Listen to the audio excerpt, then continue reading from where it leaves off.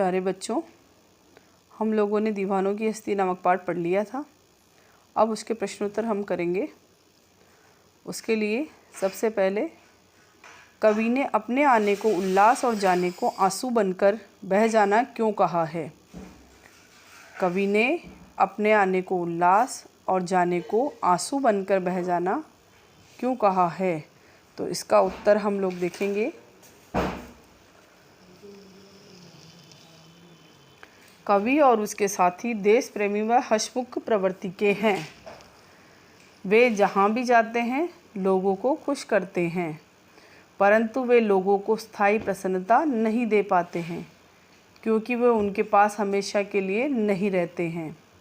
इसलिए कवि ने अपने आने को उल्लास और जाने को आंसू कहा है, क्योंकि वो स्थायी प्रसन्नता नहीं दे पाते।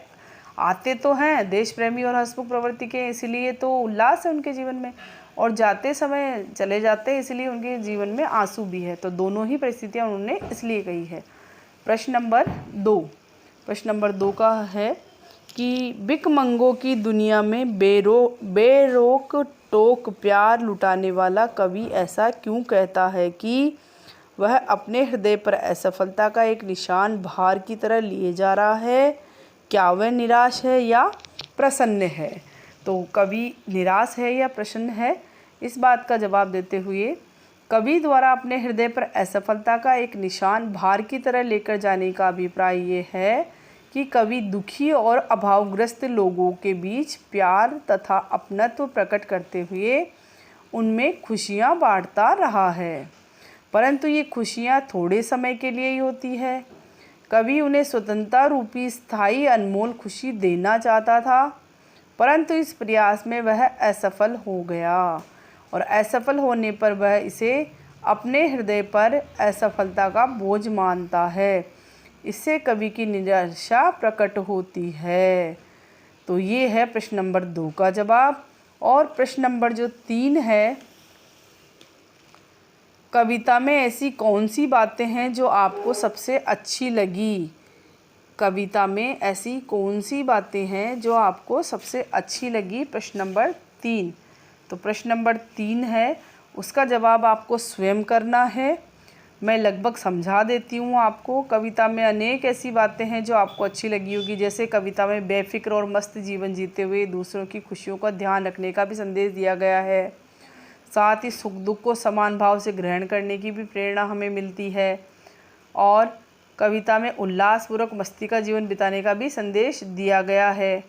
कविता में अभावग्रस्त लोगों में खुशियाँ बांटकर उनके दुख दूर करने की बात कही गई है, और इसमें समानता, एकता, प्रेम, सद्भाव आदि गुणों का भी इस कविता के माध्यम से विकास होता है। तो ये आपको स्वयं करना है, खुद पढ़ना है, और खुद पढ़कर क्या क्या आपको अच्छा लगा है, कौन कौन सी बातें आपको अच्छी लगी, वो स्वयं आपको लिखनी है। कविता से आगे वाला जो ये प्रश्न है, इसको आप छोड़ दें, इसको आपको नहीं करना है। इसके पश्चात अनुमान और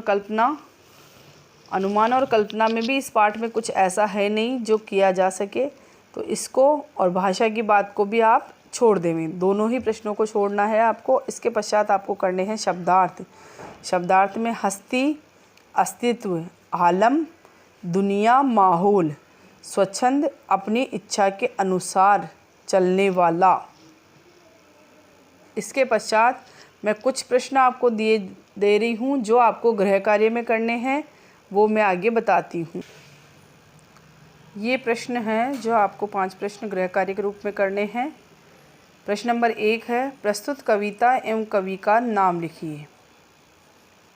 प्रश्न नंबर 1 वापस दोहरा रही हूँ, प्रस्तुत कविता एवं कवि का नाम लिखिए। प्रश्न नंबर 2, आगे की ओर बढ़ने पर बंधु बांधव दीवानों से क्या कहते हैं? आगे की ओर बढ़ने पर बंधु बांधव दीवानों से क्या कहते हैं? प्रश्न नंबर 2। प्रश्न नंबर 3, कवि ने इस दुनिया को कैसा बताया है और क्यों? कवि ने इस दुनिया को कैसा बताया है और क्यों? और प्रश्न नंबर 4, कवि ने भिखमंगों की दुनिया किसे बताया है? कवि ने भिखमंगों की दुनिया किसे बताया है? और प्रश्न नंबर 5, दीवाने क्यों चलते जा रहे हैं, उनका क्या लक्ष्य है? दीवाने क्यों चलते जा रहे हैं और उनका लक्ष्य क्या है। ये प्रश्न नंबर 5। आपको इन पांचों ही प्रश्नों को ऊपर जो दिए गए 3 प्रश्न जो आपको करने हैं उसके अलावा इनको करना है, साथ में शब्दार्थ और इसका अर्थ भी आपको करना है। आपका ये पाठ पूरा हुआ। बहुत बहुत धन्यवाद। और मुझे आशा है कि आप नियमित रूप से जैसे ही जो वीडियोज़ आपके पास जा रहे हैं तो आप निरंतर या उसमें काम करते हुए रह रहे होंगे, पाठ पढ़ रहे होंगे। इसी आशा के साथ बहुत बहुत धन्यवाद प्यारे बच्चों।